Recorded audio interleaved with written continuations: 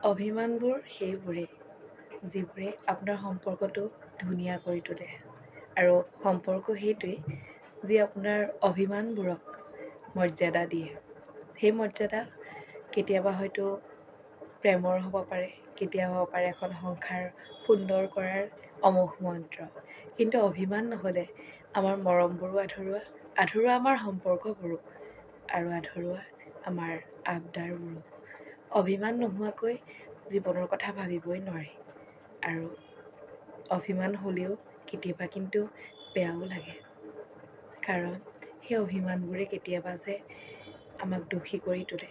তথাপিও অভিমান নোহোৱাকৈ জীৱন আধৰুৱা। অ তোমাৰ সৰু সৰু অভিমানৰ টোপোলাটো লৈ